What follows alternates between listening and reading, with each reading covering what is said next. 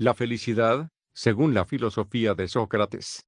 Abordamos el concepto de felicidad, según las claves del pensamiento de Sócrates, uno de los mayores filósofos de todos los tiempos.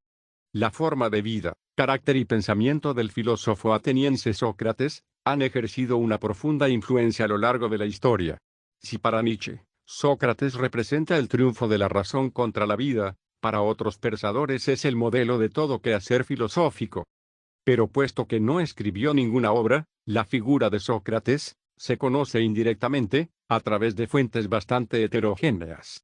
En concreto, la información sobre su personalidad y doctrina procede principalmente de las descripciones de sus conversaciones y otros datos que aparecen en los diálogos de Platón, en los Memorabilia de Jenofonte y en diversos escritos de Aristóteles. De estos textos, se desprenden las enseñanzas de Sócrates, que son tan útiles para las personas del mundo actual como para los griegos de la antigüedad.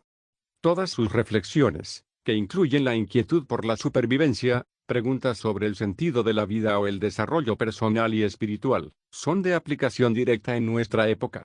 Pero ¿cuál era la postura de Sócrates respecto a la felicidad?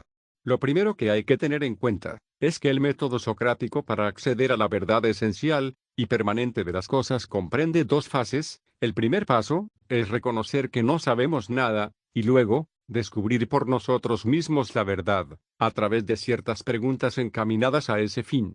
Es decir, para Sócrates, la máxima «conócete a ti mismo» ha de llevarse a cabo a través del diálogo. Y a diferencia de los filósofos que le precedieron, presocráticos, que se preocupaban por la fuerza que movía a la naturaleza, Sócrates llevó el problema de la esencia al ámbito de lo moral y lo político, defendiendo lo que se ha denominado como un intelectualismo ético. Según esta doctrina, solo conociendo qué es la virtud, el bien o la justicia, o cuál es su esencia, podremos ser virtuosos, buenos o justos en la vida práctica. Por tanto, el saber y la virtud coinciden, mientras que el mal moral y político es fruto de la ignorancia de los seres humanos. Así pues, según Sócrates, la felicidad, eudaimonía, estaba intrínsecamente ligada a la virtud. Sócrates creía en la existencia de un conocimiento objetivo del bien y sostenía que la ignorancia era la causa fundamental de la maldad. Por lo tanto, de las enseñanzas de este sabio, se extrae que la clave para la felicidad radica en la sabiduría y la virtud. Asimismo, Sócrates creía que nadie hace el mal deliberadamente, sino que más bien, el mal surge de la ignorancia. Desde su punto de vista, el conocimiento de lo que es verdaderamente bueno conduciría a la virtud y, por lo tanto, a la felicidad. Por otra parte, Sócrates ponía de manifiesto la importancia de la autodisciplina y la autoevaluación. Creía que mediante la introspección y la reflexión constante sobre nuestras acciones podríamos encaminarnos hacia el crecimiento moral y, por ende, al bienestar con uno mismo. Aunque Sócrates vivió en una sociedad que valoraba la riqueza y el estatus, él sostenía que la verdadera felicidad no dependía de posesiones materiales ni de la opinión de los demás. En resumidas cuentas, la autosuficiencia interior a través de la virtud era, según él, fundamental. Y la sabiduría, entendida como el conocimiento de lo que es verdaderamente bueno, era la virtud suprema del ser humano. Buscar la sabiduría y vivir de acuerdo con ella constituían el camino hacia una vida plena y feliz, según sus reflexiones. La influencia de Sócrates. Sócrates fue maestro de Platón, y contemporáneo de los sofistas, y su figura está envuelta en la ambigüedad y la polémica.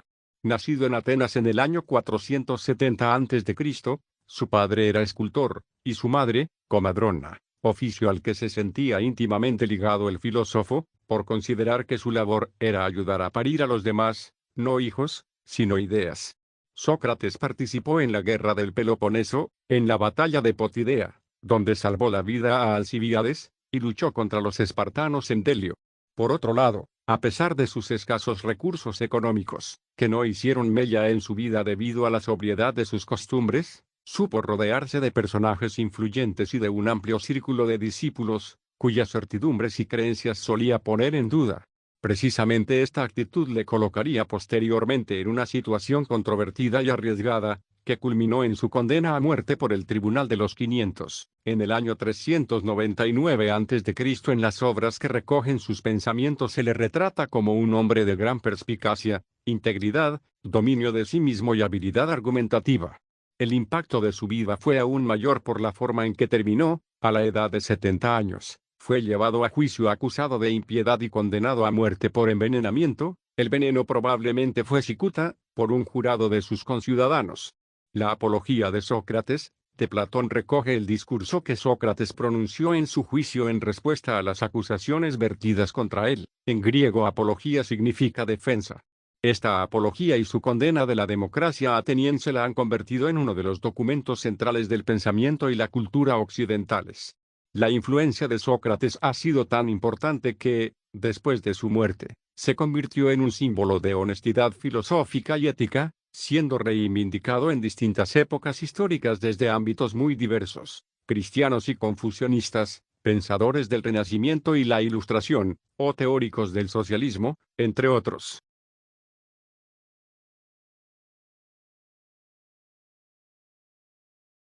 Hasta aquí el video de hoy. Oigan, arriba ese ánimo.